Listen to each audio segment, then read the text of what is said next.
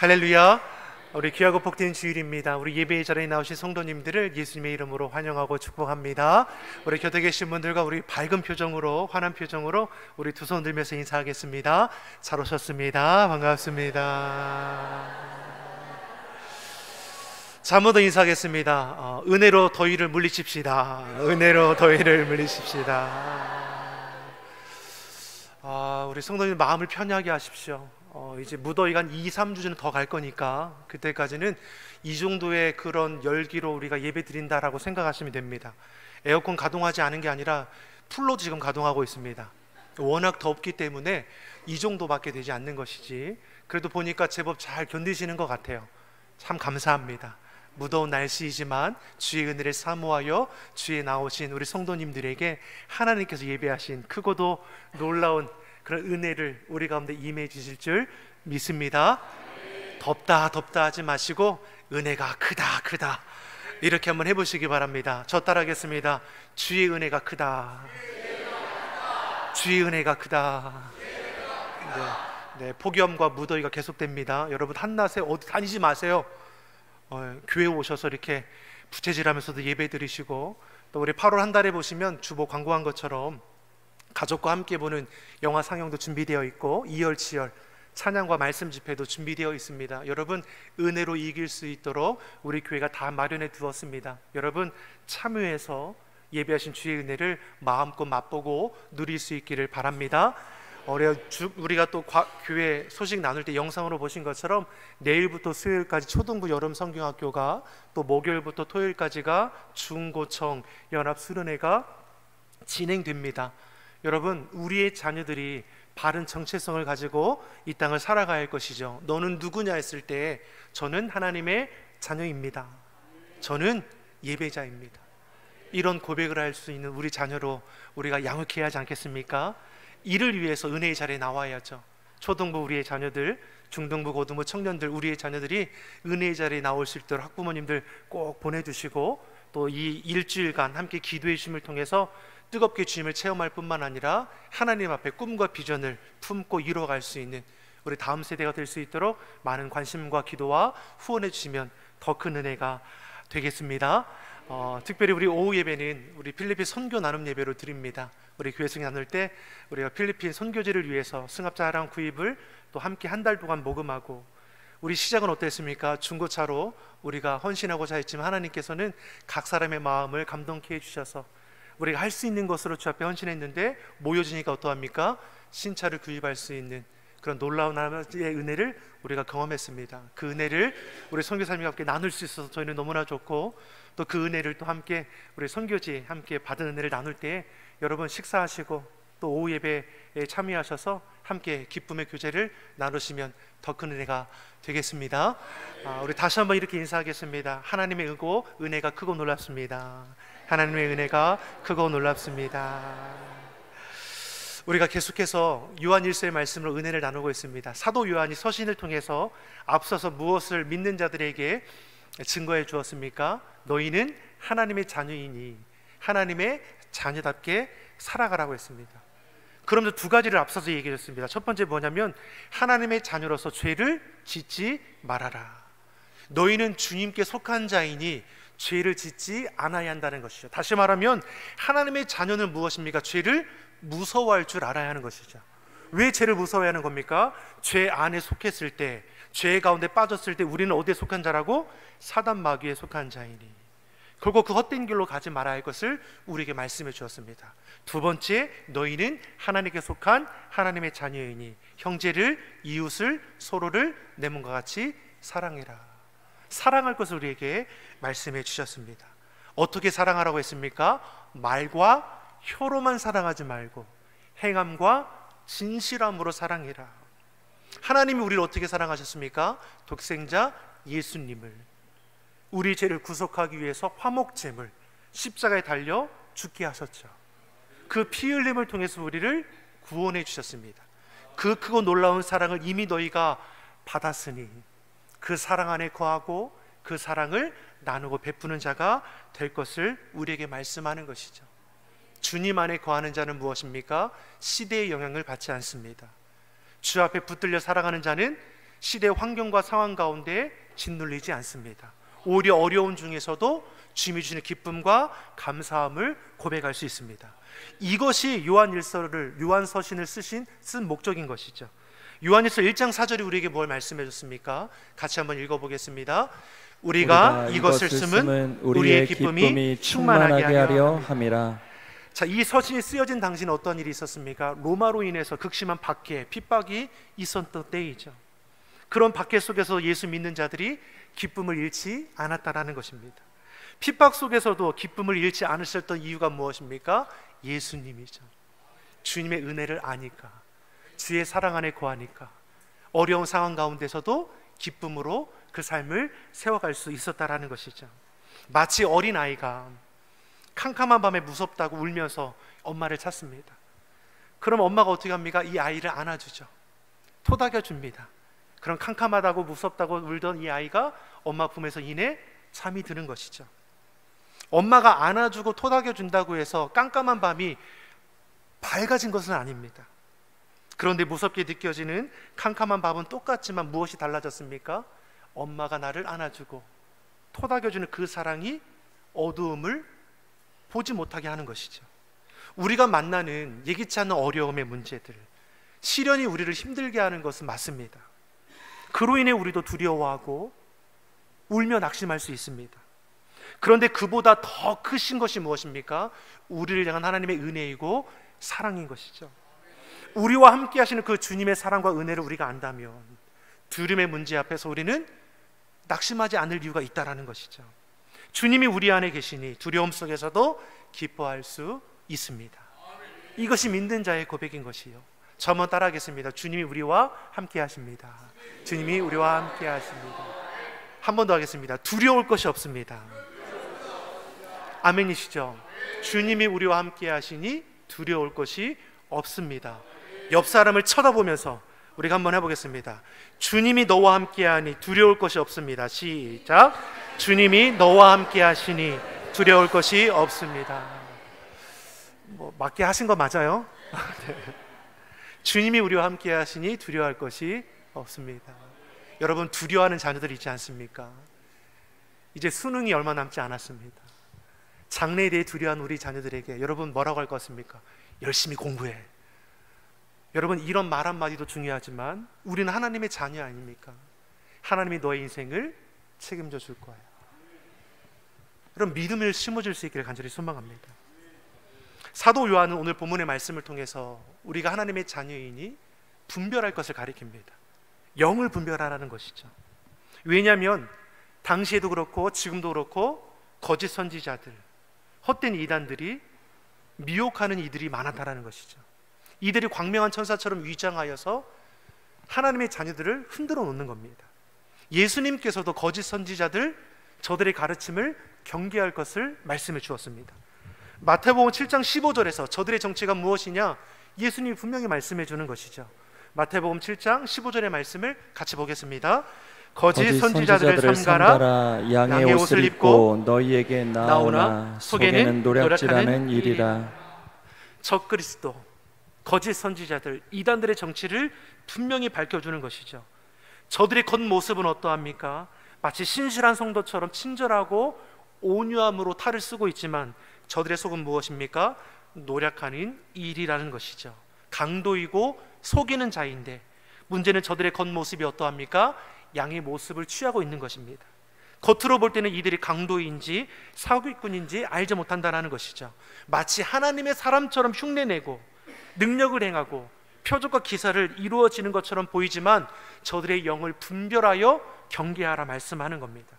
사랑하는 성도 여러분, 주의 은혜로 주의 지혜로 분별하는 자가 되기를 예수님의 이름으로 소망합니다. 요한일서 4장 1절이 우리에게 분명히 말씀하는 것이죠. 하나님께 속한 영이 있는 것이고 악한 자에게 속한 영이 있다라는 겁니다. 본문 1절의 말씀을 우리 같이 한번 읽어보겠습니다. 사랑하는 자들아, 영을 다 믿지 말고 오직 영들이 하나님께 속하였나 분별하라. 많은 거짓 선지자가 세상에 나왔습니다. 아멘. 진리의 영이 있습니다. 하나님께 속한 영이죠. 성령입니다. 사단 마귀에 속한 영이 있습니다. 미혹해 하는 영이죠. 사랑하는 자들아, 예수님 믿어 구원받은 하나님의 자녀된 너희들아, 영이라고 다 같은 영이 아니니 분별하도록 해라. 거짓된 영, 분열케 하는 영, 악한 이단의 영, 미혹되지 않도록 분별하라는 것이죠.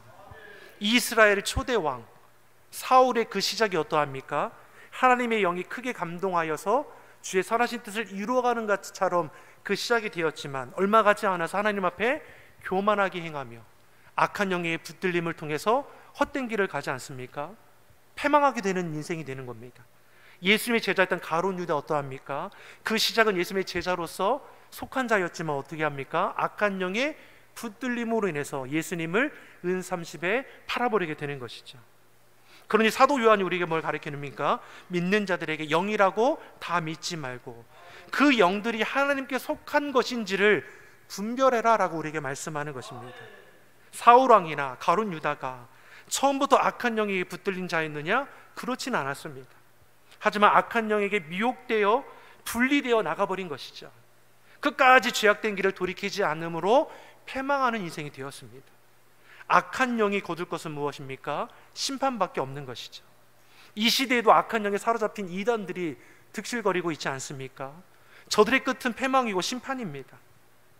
그럼에도 저들은 무엇입니까? 미혹되어 돌이키지 않는 것이죠. 그러면 저들이 처음부터 헛된 길로 가는 것입니까? 그렇지 않죠. 교회 열심히 다니던 이들도 미혹되어서 붙들리는 이들이 있지 않습니까? 악한 영에게 미혹되니까 붙들리니까 사단의 종노릇하게 되는 것이죠. 그러니 사랑하는 자들아, 영을 받았다고 하는 사람들을 무턱대고 믿지 말고 그들이 주장하는 영이 하나님께 왔는지 분별 시험해 보라는 것이죠.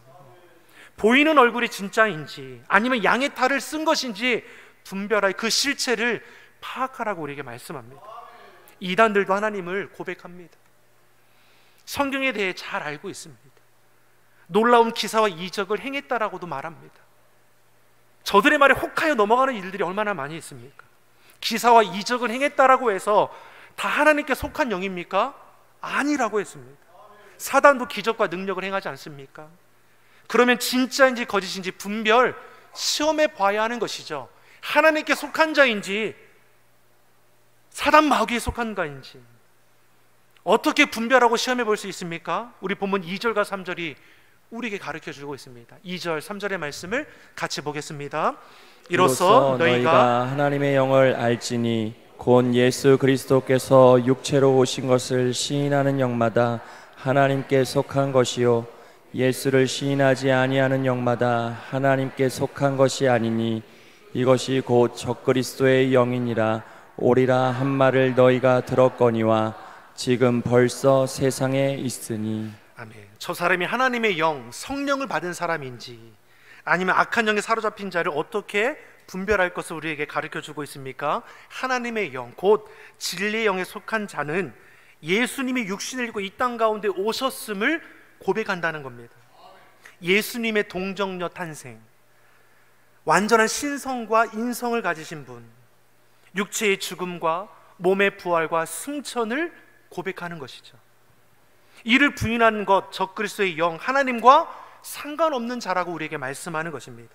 사랑하는 성도 여러분, 하나님의 아들 예수 그리스도께서 우리를 죄에서 구속하기 위해서 화목제물로 이 땅 가운데 오셨습니다. 예수님이 우리의 구원주가 되시죠. 이것을 알게 하는 것은 오직 우리 안에 거하시는 성령이라고 했습니다. 고린도전서 12장 3절이 우리에게 분명히 말씀합니다. 고린도전서 12장 3절의 말씀을 같이 보겠습니다. 성령으로 아니하고는 누구든지 예수를 주시라 할 수 없느니라. 아멘. 우리가 예수님을 나의 주 나의 하나님으로 고백합니다. 육신을 입고 이 땅 가운데 오신 나의 구원자라고 고백합니다. 아멘이시죠? 이것이 우리가 지식적으로 고백되어지는 거냐?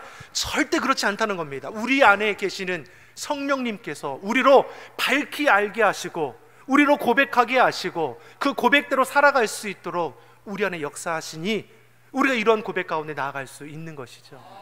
이미 우리는 성령 안에 살아가는 사람들인 것입니다. 이러한 고백들이 성령 안에 거하는 우리가 할 수 있는 고백인 것이죠. 적그리스도 이단들, 거짓 선지자들 예수님을 고백하지 못하는 것이죠. 당시 어떻습니까? 영지주의자라고 해서 이들이 어떻게 믿는 자들 교회를 훼손하고 미혹해 했습니까? 영은 거룩하지만 육은 악하다고 하는 것이죠. 틀린 말 아니지 않습니까? 육은 악하죠. 그러니 여기 나아가서 뭐라고 얘기하는 겁니까? 어떻게 하나님의 아들이 악한 육신을 입고 이 땅 가운데 오실 수 있냐는 것입니다. 그러니 부정하고 거절하는 것이죠. 이렇게 초대교회 성도들을 미혹하는 겁니다. 이들은 영과 육을 별개로 보고 영혼은 거룩하고 중요하지만 육신은 악하고 더러운 것이니 영, 혼 이것에 치중을 뒀다라는 것이죠. 육신은 어차피 버림받을 건데 더럽고 악한 것인데 어떻게 살면 되게 아무 상관이 없다라는 것입니다. 이게 얼마나 쉽고 편안한 그런 모습인 것입니까? 이미 내 영혼은 구원을 받았으니까 내 육체가 어떻게 살든지 어떤 문제가 있겠냐라는 것이죠. 이 시대 구원파가 똑같습니다. 이미 구원받았으니까 다시 말하면 회개할 이유가 없다라는 것이죠. 이미 과거도 현재도 미래의 죄도 다 사함을 입었는데 회개한다는 것은 도리어 구원받지 못한 행위가 아니냐, 이렇게 그럴듯하게 유혹하는 것이죠. 그래서 이들은 예수님이 가르쳐준 주기도문도 암송하지 않습니다. 악한 자들은 어떠합니까? 지극히 세상적이고 사람 중심적인 것이죠. 예수님의 성육신을 믿지 않는다는 것은 예수님의 죽음도 부활도 믿지 않는 것이죠. 그러한 자들이 어떻게 하나님을 고백하고 예수님을 믿는다라고 말할 수 있겠냐라는 것입니다. 악한 영에 사로잡히면 이처럼 어리석은 것이죠. 그러니 초대교회에 하나님의 영을 받았는지 악한 영을 받았는지는 예수님께서 성육신 하심으로 이 땅 가운데 오셨음을 믿음으로 고백하는지를 보면 알 수 있었다라는 것입니다. 자, 그런데 문제는 이 시대이죠.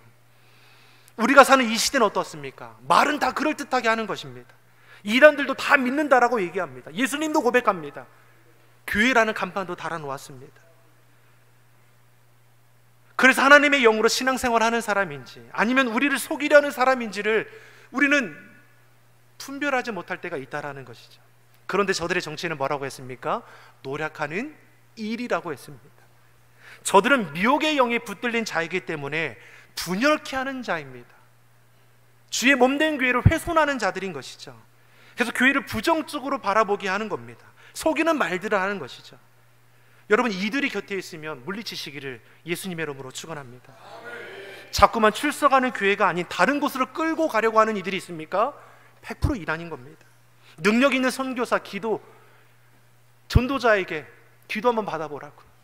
예전에는 이런 말들이 얼마나 쉽게 미혹됐는지 몰라요.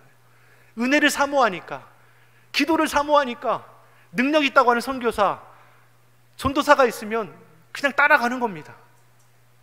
그게 걸려 넘어가는 올무가 되는 것이죠. 교회가 아닌 다른 곳으로 초청해서 성경 공부하는 거 여러분 하지 마십시오. 100% 이단입니다. 교회가 아닌, 내가 출석하는 교회가 아닌 다른 곳으로 자꾸만 나를 끌고 가려고 하는 이들은 이단이고 사기꾼입니다. 예수님의 이름으로 물리치시기를 간절히 소망합니다. 사랑하는 성도 여러분, 시대를 분별하고 악한 영에 이끌리는 자들 여러분 경계하십시오. 거짓 선지자들은 우리를 속여 넘어지게 하는 자들인 것이죠.